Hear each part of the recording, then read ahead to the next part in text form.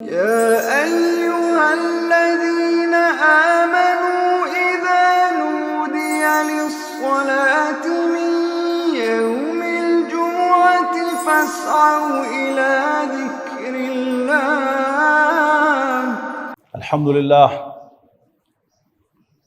لله نحمده ونستعينه ونستغفره ونؤمن به ونتوكل عليه ونعوذ بالله من شرور أنفسنا ومن سيئات أعمالنا من يهده الله فلا مضل له ومن يضلله فلا هادي له ونشهد أن لا إله إلا الله وحده لا شريك له ونشهد أن سيدنا محمدا عبده ورسوله ارسلہ بالہدی ودین الحق لیظہرہ علی الدین کلہ وکفی باللہ شہیدا فصلی اللہ علیہ وسلم تسلیما کثیرا کثیرا اما بعد فاعوذ باللہ من الشیطان الرجیم بسم اللہ الرحمن الرحیم ما اصاب من مصیبت الا باذن اللہ ومن یؤمن باللہ یہد قلبہ واللہ بکل شیء علیم وَأَطِيعُوا اللَّهَ وَأَطِيعُوا الرَّسُولَ فَإِن تَوَلَّيْتُمْ فَإِنَّمَا عَلَى رَسُولِنَا الْبَلَاغُ الْمُبِينُ اللَّهُ لَا إِلَٰهَ إِلَّا هُوَ وَعَلَى اللَّهِ فَلْيَتَوَكَّلِ الْمُؤْمِنُونَ۔ محترم بزرگوں، دوستو، عزیزوں اور بھائیوں، آپ کو یاد ہوگا کہ ہم نے پچھلے 2 اجتماعات میں اللہ تعالیٰ کو رب مان کر اس کی بندگی کے تقاضے ان پر گفتگو کی ہے۔ ان میں سے ایک تقاضا میں بالخصوص آج علیحدہ سے لے رہا ہوں، اور وہ ہے اللہ پر توکل۔ اسی سے لفظ وکیل بنا ہے۔ ایک مرتبہ امریکہ میں 1984 میں میرا جانا ہوا، تو ایسے ہی ایک دوست کے ساتھ ایک کورٹ میں بھی چلے گئے، تو میں نے ٹوپی پہن رکھی تھی، ایچکن پہن رکھی تھی، تو مجھے ایک صاحب کہیں ڈو یو ٹیک کیئر؟ تو جو ساتھ تھے انہوں نے کہا جی آپ وکیل ہیں، یہ پوچھ رہا ہے آپ سے۔ تو وکالت جو ہے یہ کیا ہے؟ یہ ٹیکنگ کیئر ہے۔ تو اللہ تتخذوا من دونی وکیلا، قرآن مجید میں کہا گیا کہ تم میرے سوا کسی اور کو کیئر ٹیکر نہ سمجھو، وکیل نہ بناؤ، وکیل نہ سمجھو۔ تو اللہ تعالیٰ پر بھروسہ کرنا، اس کے لیے جو اصطلاح ہے وہ ہے توکل علی اللہ۔ اللہ تعالیٰ پر بھروسہ کرنا، اللہ تعالیٰ کو اپنا کارساز مان کر اس پر ٹرسٹ کرنا، یہ دین کے بہت ہی اہم، بہت ہی دلچسپ اور بہت ہی سکون دینے والے اسپیکٹس میں سے ایک ہے کہ اگر کسی انسان کو ہم میں سے کوئی بھی ہو، ایون غیر مسلم بھی ہو، اگر اس کو یہ بات سمجھ میں آ جائے کہ کارساز اللہ تعالیٰ کی ذات ہے، اس کے سوا کوئی نہیں ہے، تو اور کچھ ہو نہ ہو، اسے اس دنیا میں جو سکون ملے گا اس کا کوئی جواب ہی نہیں۔ ہم روز نئے نئے واقعات میں سے گزرتے ہیں۔ تو علامہ اقبال کا شعر یاد آ گیا، میری صراحی سے قطرہ قطرہ نئے حوادث ٹپک رہے ہیں، میں اپنی تسبیح روز شب کا شمار کرتا ہوں دانہ دانہ۔ تو حوادث، واقعات یہ روز پیش آتے ہیں، یعنی صبح سے لے کر اب تک کتنے ہی ایونٹس ہوئے ہیں جن سب کے نتیجے میں میں یہاں بیٹھا ہوں، اور آپ سے متعلق جو حوادث و واقعات تھے ان کے نتیجے میں آپ یہاں تشریف فرما ہیں۔ تو واقعات تو پیش آتے رہتے ہیں۔ اب ان واقعات پر اپروچ یہ میٹر کرتی ہے۔ جب تک میں ان واقعات کو حوادث سمجھوں گا کہ یہ ہو گئے، اس وقت تک میں پریشان ہوں گا، اس لیے کہ کچھ مجھے اچھے لگیں گے، کچھ مجھے برے لگیں گے، کچھ چیزوں کو آپ پسند کریں گے اور کچھ واقعات کو ناپسند کریں گے۔ اگر میری آپ کی پسند کے واقعات رونما ہو گئے تو ہم خوش ہوں گے، اور اگر ہماری منشا کے خلاف کچھ ہوا تو ہم پریشان ہوں گے، اور پھر اس پر ایک سلسلہ شروع ہوگا ہمارے ذہنوں میں، اور وہ سلسلہ کیا ہوگا کہ اگر ایسا نہ ہوتا، پھر اس ایسا نہ ہوتے کہ کئی پاسبلٹیز ان کو ہم سوچیں گے اور اللہ تعالیٰ کی یاد سے غافل رہیں گے۔ اس کے مقابلے میں جو ہی ہمارا ذہن منتقل ہوگا کہ یہ اللہ تعالیٰ نے کیا ہے اور اس کے مقابلے میں کسی کی کوئی طاقت نہیں ہے، اور یہ بھی آج کل میں اللہ تعالیٰ نے فیصلہ نہیں کیا، ابھی نہیں فیصلہ کیا کہ میں یہ فلاں بندے کو دے دوں اور عبدالسمیع کو میں فلاں چیز سے محروم کر دوں،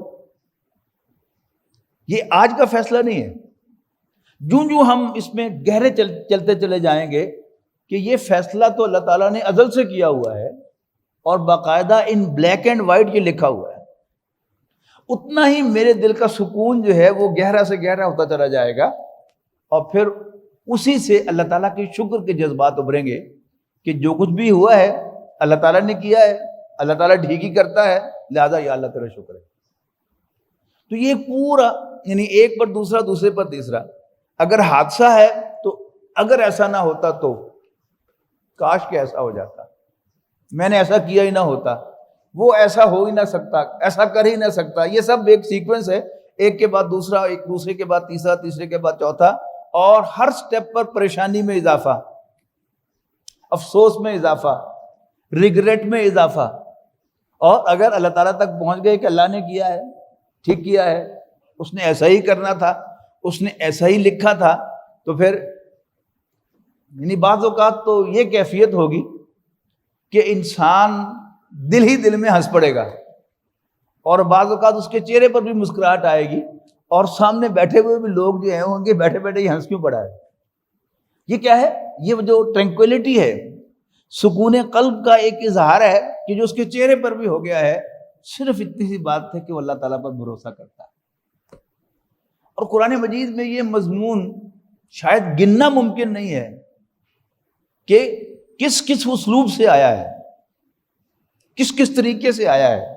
مثلا سورہ یونس کے آخر میں فرمایا گیا وَإِن يَمْسَسْكَ اللَّهُ بِضُرٍّ فَلَا كَاشِفَ لَهُ إِلَّا هُوَ، اور اگر اللہ تعالیٰ تمہیں کوئی ضرر پہنچائے، میں قریب کا لفظ استعمال بِضُرٍّ، اگر اللہ تعالیٰ تمہیں کوئی ضرر پہنچائے فَلَا كَاشِفَ لَهُ إِلَّا هُوَ، تو اللہ تعالیٰ کے سوا کوئی اس ضرر کو، اس تکلیف کو دور کرنے والا نہیں ہے سوائے اسی کے۔ وَإِن يُرِدْكَ بِخَيْرٍ، اور اگر اللہ تعالیٰ تمہارے لیے خیر کا ارادہ فرمائے، بھلائی کا ارادہ فرمائے، تمہیں کچھ اچیو کرانا چاہے، فَلَا رَادَّ لِفَضْلِهِ، تو کوئی اس کی عنایت کو، اس کے فیصلے کو رد کرنے والا نہیں۔ یُصِیبُ بِهِ مَن یَشَاءُ مِنْ عِبَادِهِ، اللہ تعالیٰ اپنے بندوں میں سے جسے چاہتا ہے جو کچھ پہنچاتا ہے۔ سمجھ میں نا بات کہ اللہ تعالیٰ پر بھروسہ، یہ بات یقین میں کہ جو کچھ بھی ملا ہے اللہ تعالیٰ کے فیصلے سے ملا ہے، اس کو کوئی روک نہیں سکتا تھا، اور جو چھنا ہے وہ اللہ تعالیٰ کے فیصلے سے چھنا ہے اور کوئی وہ دے نہیں سکتا۔ بڑی خوبصورت حدیث ہے، ساری احادیث اور ساری آیات خوبصورت ہیں، لیکن بعض احادیث کسی خاص موضوع کے اعتبار سے معلوم ہوتا ہے کہ یہ اس کے ساتھ بالکل فٹ بیٹھ رہی ہیں، یہ اس اصول کو بیان کر رہا ہوں۔ حضرت عبداللہ ابن عباس رضی اللہ تعالیٰ عنہما، حضور صلی اللہ علیہ وسلم کے چچا زاد بھائی، عمر میں اتنا فرق ہے کہ جب نبی اکرم صلی اللہ علیہ وسلم کا وصال ہوا ہے تو ان کی عمر 14 برس تھی، لیکن نبی صلی اللہ علیہ وسلم نے عبداللہ ابن عباس کے لیے خاص دعا کی تھی، اللہم فقہہ فی الدین، اے اللہ اس بچے کو دین کا فہم عطا کر فرما، وعلمہ التاویل، اور اس کو انٹرپریٹیشن کا علم سکھا کہ کیسے انٹرپریٹ کیا جاتا ہے۔ تو وہ فرماتے ہیں کہ ایک مرتبہ میں نبی اکرم صلی اللہ علیہ وسلم کے ساتھ ایک سواری پر سوار تھا، آپ آگے تھے میں پیچھے تھا، تو نبی اکرم صلی اللہ علیہ وسلم نے سواری پر بیٹھے ہوئے پیچھے کی طرف منہ کر کے، یا غلام، بیٹا، بچے، لڑکے، انی اعلمک بکلمات، میں تمہیں کچھ باتوں کی تعلیم دیتا ہوں، میں تمہیں کچھ باتوں کی تعلیم دیتا ہوں۔ پہلی بات، احفظ اللہ یحفظک، تو اللہ کی حفاظت کر، اللہ تیری حفاظت کرے گا۔ ہم نے اللہ تعالیٰ کی حفاظت تو نہیں کرنی، یعنی اپنے ذہن میں اللہ تعالیٰ کی حفاظت کرنا کہ میرے ذہن میں سے اللہ گم نہ ہونے پائے. احفظ اللہ، تو اللہ کی حفاظت کر، اپنے ذہن میں اللہ تعالیٰ کو سنبھال کے رکھ. یحفظ کا اللہ تعالیٰ تیری حفاظت کرے گا. احفظ اللہ تجدہ امامک، تو اللہ کی حفاظت کر، اللہ کو اپنے سامنے پائے گا. اذا سألت فاسأل اللہ، جب بھی کچھ مانگنا ہو تو اللہ سے مانگنا. وَإِذَا اسْتَعَنْتَ فَاسْتَعِنْ بِاللَّهِ، اور جب بھی مدد طلب کرنی ہو تو اللہ تعالیٰ ہی سے مدد طلب کرنا. اور یاد رکھنا، اگر سب لوگ بھی جمع ہو جائیں تمہیں کوئی فائدہ پہنچانے کے لیے، تو تمہیں کوئی فائدہ نہیں پہنچا سکیں گے مگر جتنا اللہ نے تمہارے لیے لکھا ہے. اور اگر سارے کے سارے انسان جمع ہو جائیں تمہیں کوئی نقصان پہنچانے کے لیے، تو تمہارا کچھ نہیں بگاڑ سکے گے مگر وہی جتنا اللہ نے تمہارے خلاف لکھ رکھا ہے. رفعت الاقلام، یعنی وہ جو قلم تھے تقدیر کے لکھنے والے، وہ اٹھائے جا چکے. یاد ہوگا نا آپ کو، امتحان دیتے ہوئے جب ٹائم ختم ہوتا تھا، جو سپرنٹینڈنٹ تھا وہ کیا اعلان کرتا تھا؟ Time is over, stop writing. تو لکھتے ہوئے قلم کاغذ کے اوپر ہوتا ہے، تو قلم اٹھانا جو ہے وہ ضروری ہوتا تھا کہ اب کچھ اور نہیں لکھنا، اب پیپر جو ہے وہ حوالے کرنا ہے. تو رفعت الاقلام، قلم اٹھا لیے گئے. وجفت الصحف، اور صحیفے خشک ہو گئے. تو اللہ تعالیٰ پر بھروسہ، اس کی بنیاد کیا ہے؟ اس کے لیے میں نے جو آج 3 آیات سنائی ہیں آپ کو سورہ تغابن کی، پہلے ان کا ترجمہ سن لیں. ما اصاب من مصیبت الا باذن اللہ. مصیبت عربی زبان میں اصابہ یصیب، کچھ بھی جو ہم پر پڑتا ہے وہ مصیبت میں آتا ہے. Any thing which befalls us، اچھا ہو یا برا ہو. اردو ترجمے میں لیں گے کہ جو بھی تم پر مصیبت آتی ہے، جو کچھ بھی تم پر واقع ہوتا ہے، ما اصاب من مصیبت الا باذن اللہ، مگر اللہ تعالیٰ کی اجازت سے. وَمَن يُؤْمِن بِاللَّهِ يَهْدِ قَلْبَهُ، جو اللہ پر ایمان رکھتا ہے، اللہ پر یقین رکھتا ہے، اللہ تعالیٰ اس کے دل کی رہنمائی کرتا ہے. رہنمائی، ہدایت، اس سے ہمارا ریلیجس تصور جو ہے وہ زیادہ سامنے آ جاتا ہے. اس کے لیے میں انگریزی میں ترجمہ کر رہا ہوں. اللہ تعالیٰ اس کے دل کو ڈائریکٹ کرتا ہے. کدھر ڈائریکٹ کرتا ہے؟ اپنی جانب ڈائریکٹ کرتا ہے. میں نے کیا ہے، یعنی واقعہ تو ہو گیا نا. اگر میں اسے حالات و واقعات کی طرف منسوب کروں گا تو جمع تفریق شروع کر دوں گا کہ ایسا نہ ہوتا، کاش کہ ایسا نہ ہوتا، یہ نہ ہوتا، وہ نہ ہوتا. اگر کسی شخص کی طرف منسوب کروں گا کہ اس نے کیا ہے، تو پھر اس کے لیے اپنے دل میں کیا کچھ سوچوں گا. لیکن ڈائریکشن کیا ہے کہ یہد قلبہ، اللہ تعالیٰ اس کے دل کو ڈائریکٹ کرتا ہے اپنی جانب. اسے یاد آ جائے کہ اللہ نے کیا، کسی نے نہیں کیا، اللہ نے کیا ہے. حالات و واقعات یہ میں آپ سے آپ نہیں ہوا، اللہ تعالیٰ نے کیا. یہ ہے یہد قلبہ. واللہ بکل شیء علیم، اور اللہ تعالیٰ ہر چیز کا علم رکھنے والا ہے. تمہارے کرنے کا کام کیا ہے؟ یعنی کیا ہو کیا نہ ہو، it's none of your business. تمہارا کام کیا ہے؟ وَأَطِیعُوا اللَّهَ وَأَطِیعُوا الرَّسُولَ، تم اللہ اور اس کے رسول کا کہنا مانو بس. فَإِن تَوَلَّيْتُمْ، اور اگر تم اللہ اور اس کے رسول کا کہنا ماننے سے منہ موڑو گے،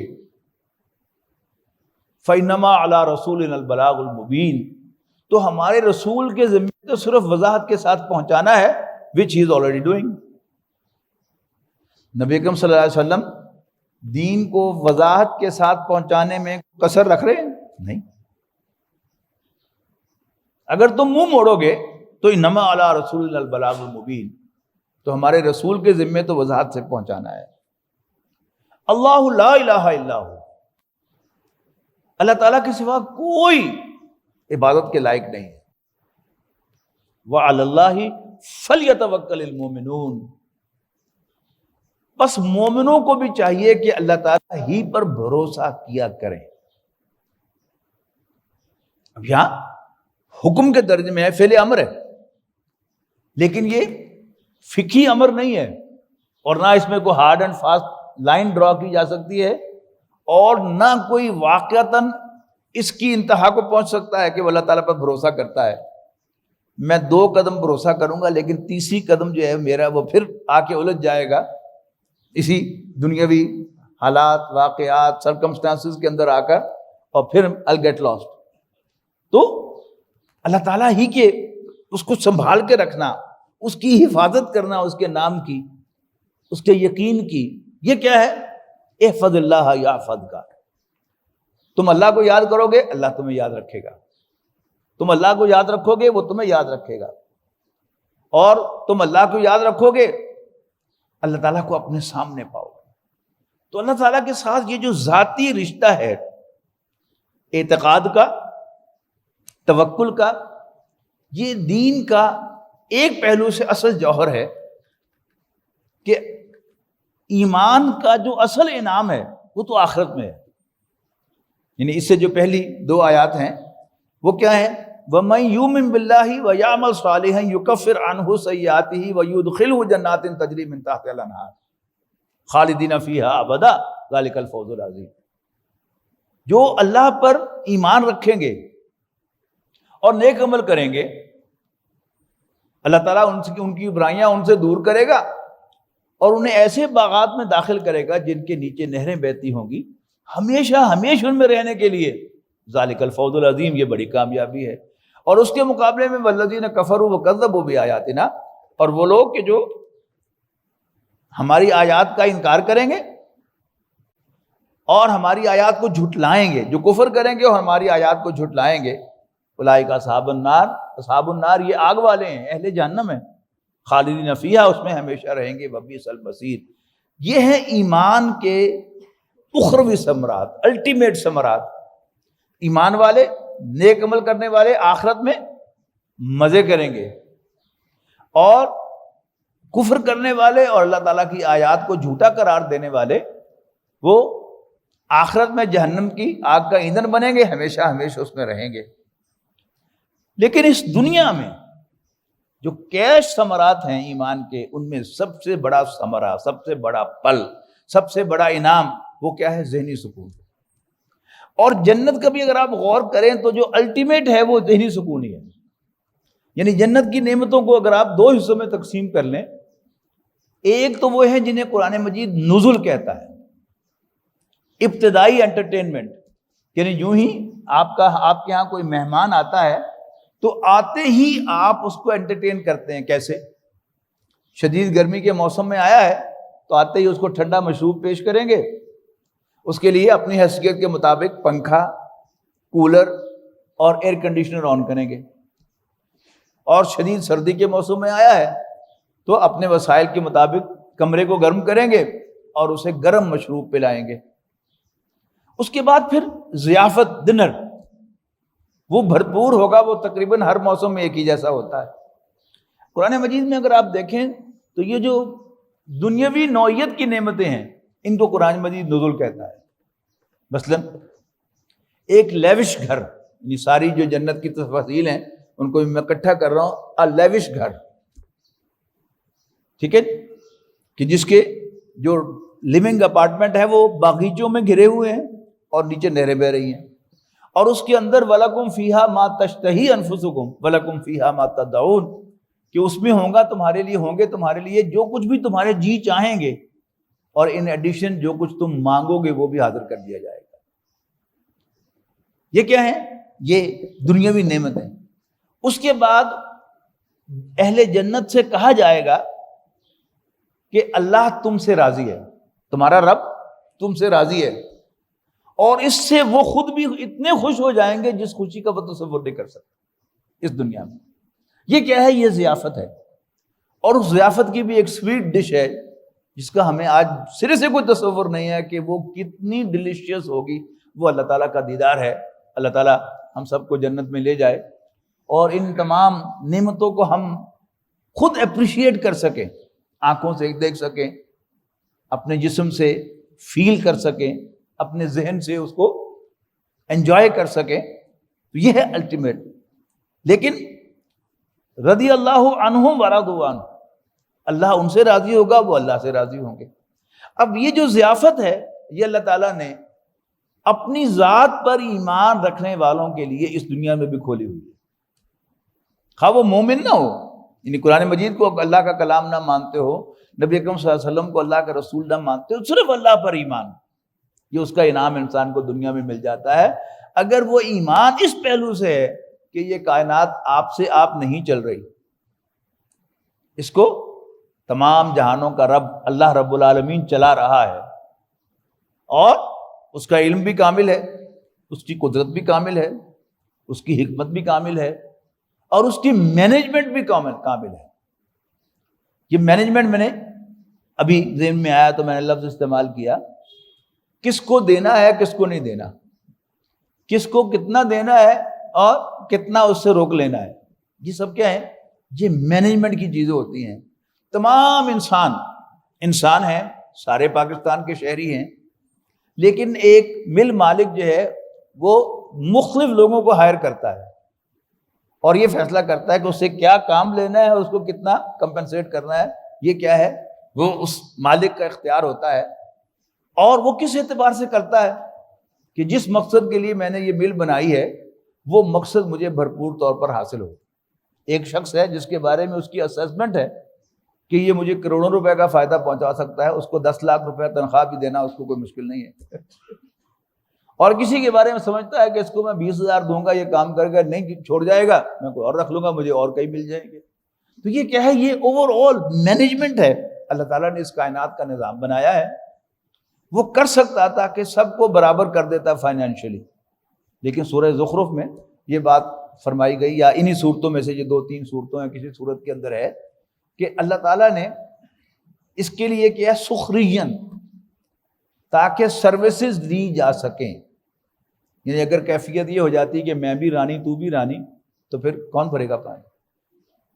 تو اللہ تعالیٰ کا یہ سارا نظام، جتنا ہم اللہ تعالیٰ کو اس نظام کے اندر پہچان لیں گے اتنا ہی ہمیں ذہنی سکون میسر آئے گا۔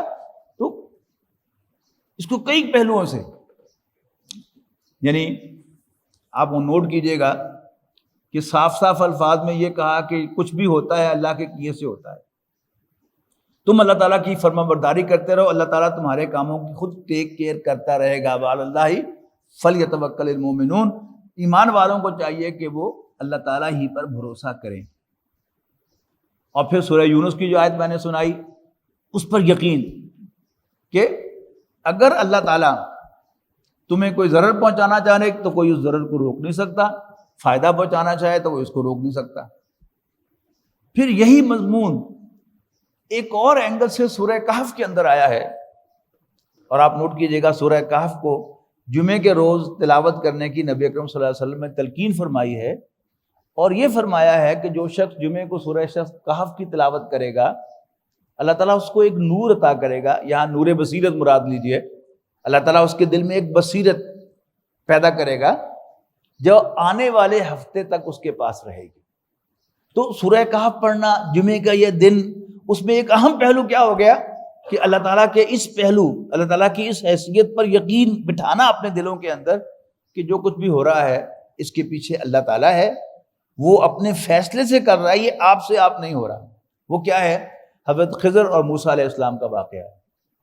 3 واقعات جو پیش آئے اس سفر کے اندر۔ پہلا، انہوں نے غریب ملاحوں کی کشتی ڈیمیج کر دی، پرومیننٹلی ڈیمیج کر دی، بالکل ختم نہیں کی لیکن اس میں پرومیننٹلی کوئی نقش جو ہے وہ انہوں نے کر دیا۔ دوسرا، ایک بچہ مار دیا، اور تیسرا ایک دیوار سیدھی کر دی۔ اب انٹرپریٹیشن کیا بتائی انہوں نے؟ اب یہ پہلے دونوں واقعات جو یہ کیا تھے، یہ مالکوں کے لیے نقصان دہ تھے، یعنی کشتی کے ملاحوں کی کشتی ڈیمیج کی تو ان کا نقصان ہوا، والدین کا بیٹا مار دیا، ان کا جسے ہم کہتے ہیں ناقابل تلافی نقصان ہوا۔ لیکن انٹرپریٹیشن کیا بتائی کہ آگے ایک بادشاہ تھا، جو ملاحوں کی کشتیاں زبردستی چھین رہا تھا، تو میں نے چاہا کہ میں اس کشتی کو نمایاں طور پر ڈیمیج کر دوں تاکہ دور سے یہ پٹیجر سی کشتی نظر آئے اور بادشاہ کے جو کارندے ہیں وہ اس کشتی کو چھوڑ دیں، اور چھوڑ دیا۔ فائدہ ہو گیا نا ملاحوں کا۔ یعنی آج کی زبان میں کہیں کہ ریپیئر پر 20,000 روپے خرچ آئے لیکن 10 لاکھ کی کشتی بچ گئی۔ اپیرنٹلی نقصان ہوا، حقیقت میں فائدہ ہوا۔ وہ بچہ بڑا ہو کر والدین کے لیے پریشانی کا باعث بننے والا تھا، میں نے اس کو مار دیا، اللہ تعالیٰ نے اس کا نعم البدل ان کو عطا کر دیا، اور وہ تھانوں اور کچہریوں میں رولنے سے بچ گئے اور علماء سے بچ گئے۔ ہوتا نا ایک بچہ جس کی پیدائش پر ہم بڑی خوشی مناتے ہیں، ڈھول بھی بجاتے ہیں، لڈو بھی بانٹتے ہیں اور پتہ نہیں کیا کچھ کرتے ہیں، لیکن جب وہی بچہ بڑا ہو کر پریشانی کا باعث بنتا ہے، ہر طرف سے علماء آتا ہے اس کے بارے میں، تو پھر انسان دل میں سوچتا ہے یار یہ نہ ہی جمع ہوتا۔ اب اس کو سوچیں تو یہ بات بھی سمجھ میں آ جائے گی کہ وہ بڑا ہو کر بچوں کا والدین کے لیے پریشانی کا باعث بننے والا تھا، والدین نیک تھے، تو میں نے اس بچے کو مار دیا تاکہ اللہ ان کو نعم البلد عطا کر دے۔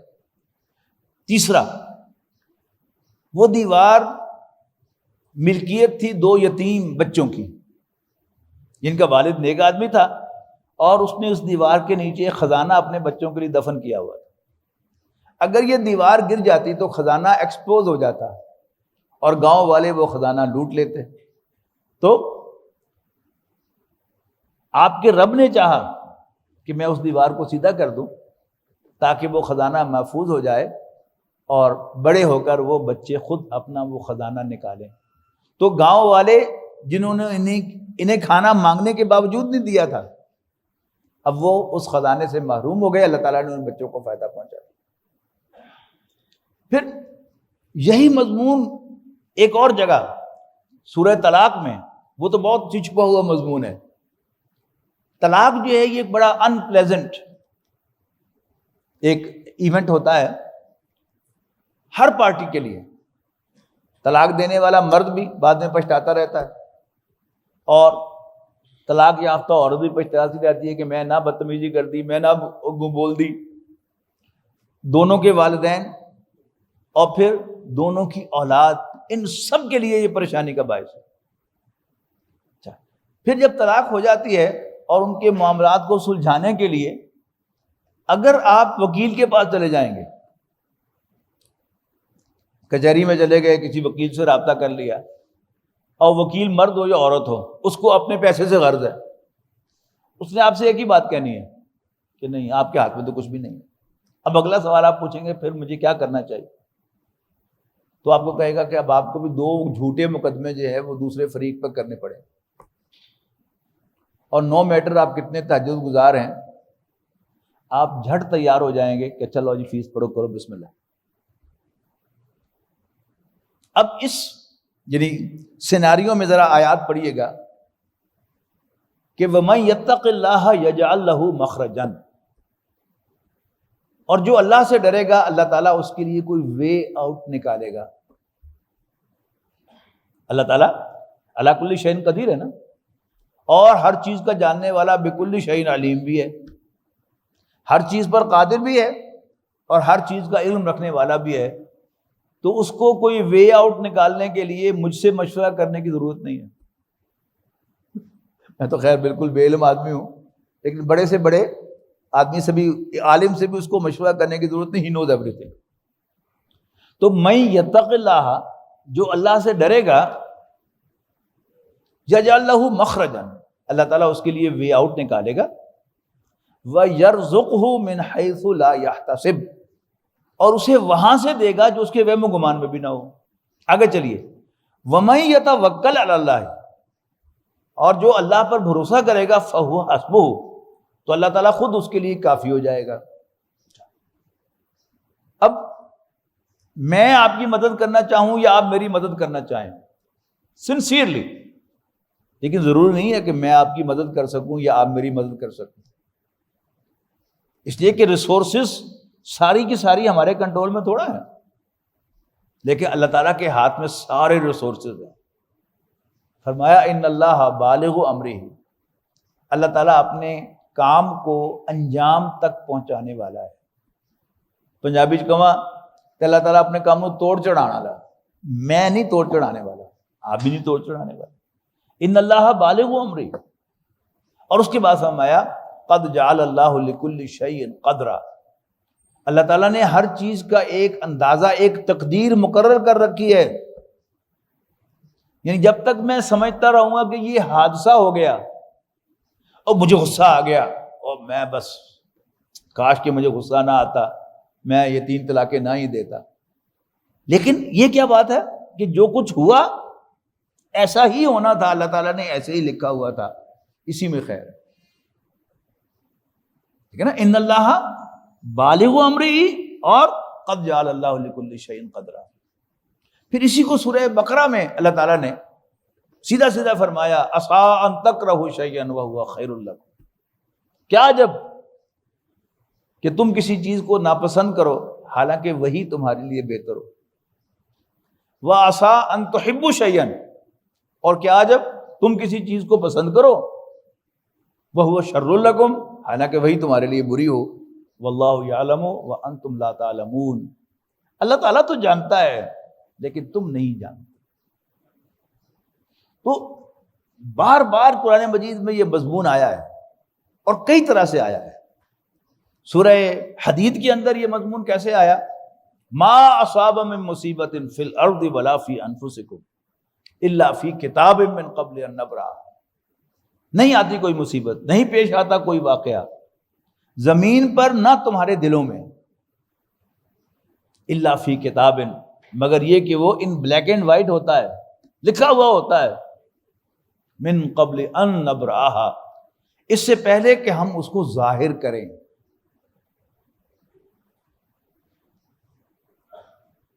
ان ذالک علی اللہ یسیر، یقیناً ایسا کرنا اللہ تعالیٰ پر بہت آسان ہے۔ یعنی اللہ تعالیٰ ایک واقعے کے ہونے سے پہلے جانتا ہو، اس نے اس کو لکھ بھی دیا ہو۔ اس کے اوپر ایمان ضروری ہے، لیکن یہ ایمان تھوڑا سا مشکل سے آتا ہے۔ میں ایک مثال سے کوشش کرتا ہوں کہ اللہ تعالیٰ آپ کو یہ مضمون سمجھا دے۔ وہ کیا ہے کہ ایک واقعہ 10 سال کے بعد پیش آنے والا ہے، لیکن ہمیں ایک خواب میں وہ واقعہ جو ہے پورا اللہ تعالیٰ دکھا دیتا ہے، کئی مرتبہ دکھاتا ہے کہ نہیں دکھاتا؟ اور اللہ تعالیٰ نے یہ بڑا پکا بندوبست کیا ہوا ہے کہ ہم میں سے ہر شخص کو زندگی میں کم سے کم ایک سچا خواب اللہ تعالیٰ ضرور دکھاتا ہے۔ اس وقت تو بس ایک نئی سی چیز ہوتی ہے، لیکن 10 سال کے بعد جو ایگزیکٹلی وہی جو پکچر میں نے دیکھی تھی خواب میں سامنے آتی ہے، تو پھر انسان کہتا ہے وہ اچھا، وہ خواب جو تھا وہ یہ تھا۔ اب سوال یہ ہے کہ وہ واقعہ تو آج پیش آ رہا ہے، وہ 10 سال پہلے جو اس کا پریویو دیکھا تھا میں نے، وہ کہاں سے دیکھا تھا؟ یہ اللہ تعالیٰ نے اپنے اس علم کامل میں سے، یعنی ایک سکرین شاٹ جو تھا اس کا، وہ ہمیں خواب میں دکھا دیا تھا، تو وہاں کہیں وہ چیز تھی کسی جگہ پر لکھی ہوئی تو اس کا شاٹ ہے نا۔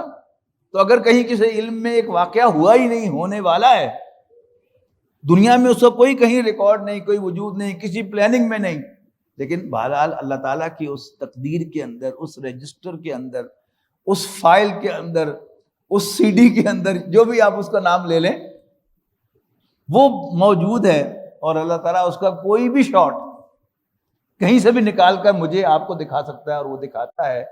تو اس سے آپ کو انشاءاللہ وہ تقدیر پر جو ایمان ہے وہ یعنی ایسے محسوس ہوگا کہ یہ کوئی غیب کی بات نہیں ہے، یہ ہمارے تجربے کی بات ہے، اور پھر یہ ہمیں سمجھ میں آئے۔ تو یہ بھی ہے کہ تو ما اصاب من مصیبت فی الارض ولا فی انفسکم الا فی کتاب من قبل ان نبرأ، کہ نہیں آتی کوئی مصیبت، نہیں پیش آتا کوئی واقعہ زمین پر یا تمہارے دل میں، مگر یہ کہ وہ لکھا ہوا موجود ہوتا ہے اس سے پہلے کہ ہم اسے ظاہر کریں۔ ان ذالک علی اللہ یسیر، بے شک ایسا کرنا اللہ تعالیٰ پر بہت آسان ہے۔ لیکن وہ کیوں تمہیں بتا رہا ہے یہ بات؟ یہ ہے اصل میں جو نوٹ کرنے کی بات ہے، لِكَيْ لَا تَأْسَوْا عَلَىٰ مَا فَاتَكُمْ، تاکہ جو چیز بھی تمہارے ہاتھ سے چلی جائے، تم سے فوت ہو جائے. فوت کیا ہوتا ہے؟ یعنی ایک ہمارا عزیز قریبی لو ون وہ ہمارے ہاتھ سے نکل جاتا ہے، چلا جاتا ہے، فوت ہو جاتا ہے.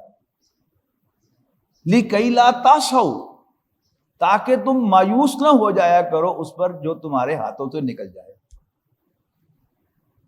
وَلَا تَفْرَحُوا بِمَا آتَاكُمْ، اور نہ ہی اتراتے پھرو اس پر جو اللہ تمہیں عطا کرے. ہم جب بھی کسی اچیومنٹ پر خوش ہوتے ہیں، اتراتے ہیں، اس کو ہم اپنی اچیومنٹ سمجھ رہے ہوتے ہیں، حالانکہ وہ اللہ تعالیٰ کی دین ہوتی ہے، اچیومنٹ نہیں ہوتی. اللہ تعالیٰ کا فیصلہ جو ایگزیکیوٹ ہوا، جو مینیفیسٹ ہوا، اور ہم نے دیکھا کہ اوہو ہم نے فلاں چیز اچیو کر لی. تو جب اللہ تعالیٰ کی طرف منسوب کریں گے تو کیا ہوگا؟ اس کا نتیجہ کیا نکلے گا؟ کیا نکلے گا نتیجہ؟ شکر. جب ہم اللہ تعالیٰ سے حجاب میں آ جائیں گے، ہمیں اللہ یاد ہی نہیں آیا، پھر کیا ہوگا؟ پھر ہم اترائیں گے، ناچیں گے، ڈھول بجائیں گے کہ ہم نے ایک چانس لے لیا. کوئی چانس نہیں ہے دنیا میں. تو لِكَيْ لَا تَأْسَوْا عَلَىٰ مَا فَاتَكُمْ وَلَا تَفْرَحُوا بِمَا آتَاكُمْ وَاللَّهُ لَا يُحِبُّ كُلَّ مُخْتَالٍ فَخُورٍ. اور اللہ تعالیٰ کسی بھی شیخی خورے کو اور اترانے والے کو پسند نہیں فرماتا. یہ بھی کیا ہے؟ یعنی ایک ہی مضمون ہے کہ ایک پھول کا مضمون ہو تو 100 رنگ سے باندھوں، اور قرآن مجید نے اس مضمون کو بار بار بیان کیا ہے. اور نبی کریم صلی اللہ علیہ وسلم کی سیرت میں دیکھ لیں، یعنی 2 دن جو ہیں وہ میں سمجھتا ہوں کہ نبی کریم صلی اللہ علیہ وسلم کی سیرت میں بہت ڈپریسنگ ہے، اپیرنٹلی بڑے ڈپریسنگ ہے. ہم عام الحزن مانتے ہیں اس سال کو جس سال حضرت خدیجہ اور ابو طالب کا انتقال ہوا. ابو طالب کا انتقال ہوا، ابو لہب خاندان کا سربراہ بن گیا، اس نے آپ کو بنو ہاشم سے نکال دیا. خاندانی نظام میں، قبائلی نظام میں اس سے زیادہ کوئی ڈیپریویشن کی چیز ہو سکتی ہے؟ ہوئی. لیکن اسی نے نبی اکرم صلی اللہ علیہ وسلم کے لیے راستہ کھولا. یعنی آپ کو ایک بند گلی میں لے جا کے اور پھر آپ پر پتھراؤ کرایا، آپ پر غشی طاری ہوئی، لیکن اسی کے نتیجے میں آپ کی زبان پر ایک فریاد اللہ تعالیٰ لے کے آیا. ذہن میں رکھیے گا، حضور صلی اللہ علیہ وسلم فریاد نہیں کر رہے، اللہ تعالیٰ فریاد لے کے آیا کہ اللہ what's this؟ میرے ذمہ ایک کام لگایا ہے، میں اس کام میں لگا ہوا ہوں اور مجھے یہ فیس کرنا پڑ رہا. شکوہ اور ساتھ ہی پھر تسلیم و رضا. ان لم یکن علی غضبک فلا ابالی، اگر تم اس سے ناراض نہیں ہے تو پھر مجھے کوئی پرواہ نہیں.